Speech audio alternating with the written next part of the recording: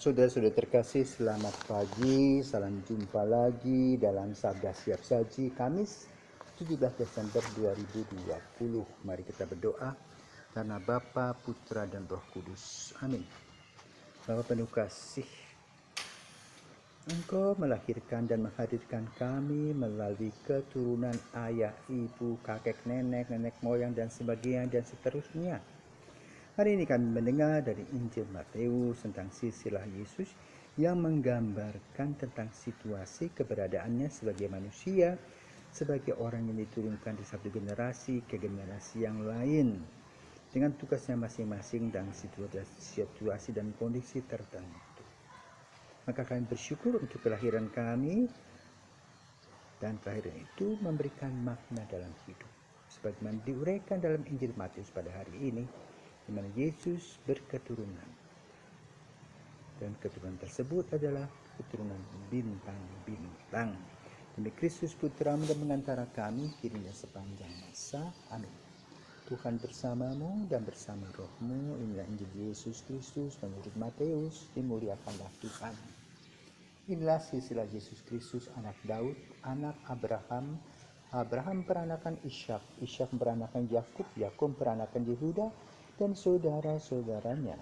Yehuda memperanakan Peres dan Serah dari Tamar. Peres memperanakan Hezron, Hezron memperanakan Ram, Ram memperanakan Aminadab, Aminadab memperanakan Nahason, Nahason memperanakan Salmon, Salmon memperanakan Boas dari Rut, Obed memperanakan Isai, Isai memperanakan Raja Daud, Daud memperanakan Salomo dari istri Uria, Salomo memperanakan Rehabiam, Rehabiam memperanakan Abia, Abia memperanakan Asa, Asa memperanakan Yosafat, Yosafat memperanakan Joram, Joram memperanakan Uzia, Uzia memperanakan Jotam, Jotam memperanakan Ahaz, Ahaz memperanakan Hizkia, Hizkia memperanakan Manasye, Manasye memperanakan Amon, Amon memperanakan Yosia, Yosia memperanakan Jekonya dan saudara-saudaranya pada waktu pembuangan ke Babel.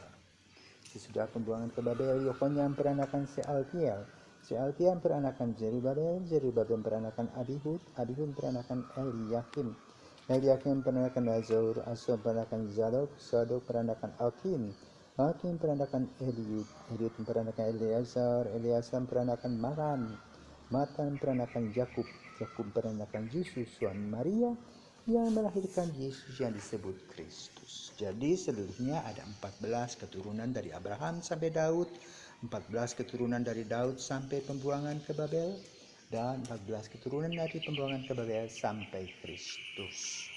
Demikianlah Injil Tuhan, terpujilah Kristus. Keturunan.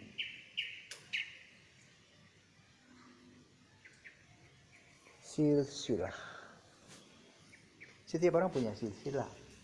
Yang mau disampaikan adalah setiap orang punya ayah dan ibu.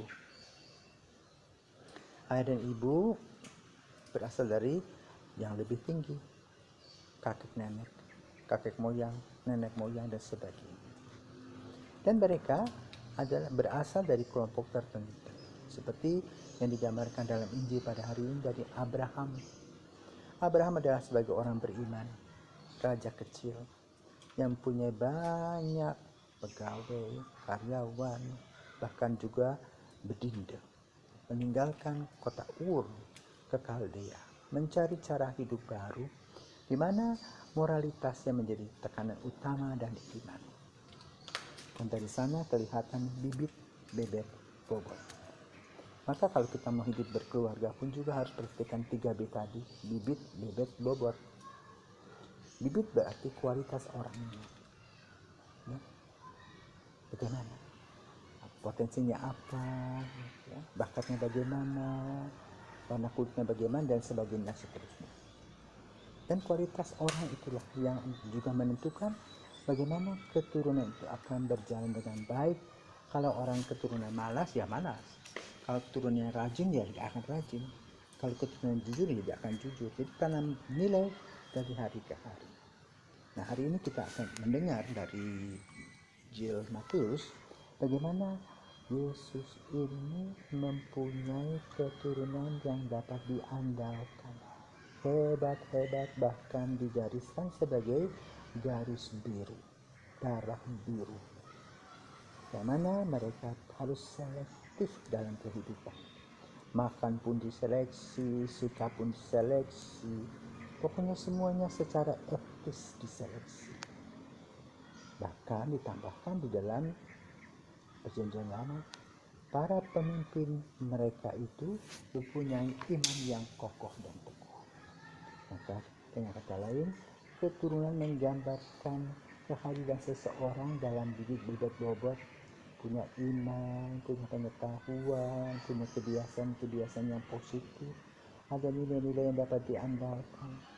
Maka kita perlu merefleksikan dulu, siapakah kita, dari manakah kita berada.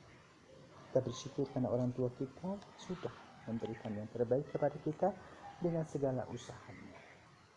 Kalau kita perhatikan, Yesus mempunyai keturunan berapa kali? 14. Jadi 42 keturunan. Keturunan itu boleh katakan hanya merupakan sarana, tetapi yang paling utama dan penting adalah sikap attitude. Maka kita berlatih menanamkan nilai-nilai, mendapatkan nilai-nilai agar nilai hidup ini betul bernilai dan berguna. Nilai apakah yang ditanamkan dalam sisi lain? Iman, takut akan Dia. Maka lalu Yesus taat dan setia akan tugas-tugasnya. Semoga dengan membacakan Injil berdasarkan silsilah, di mana ada rasa hormat, diperhitungkan, kita juga mempunyai bibit dan bobotnya sendiri dalam beraktivitas, dan mempunyai juga sikap atau attitude yang positif, sehingga boleh katakan membanggakan dan membawa setiap orang menuju pada kebenaran, sebagaimana Yesus telah melakukan. Semoga kita diberkati. Mari berdoa. Allah Bapa Maha Kuasa, setelah menerima anugerah ilahi, kami mohon semoga kerinduan kami dinyalakan oleh Roh Kudus, agar pada kedatangan Kristus kami bercahaya gilang gemilang di hadapannya, sehingga Dialah Putra-Mu dan pengantara kami kini dan sepanjang masa. Amin.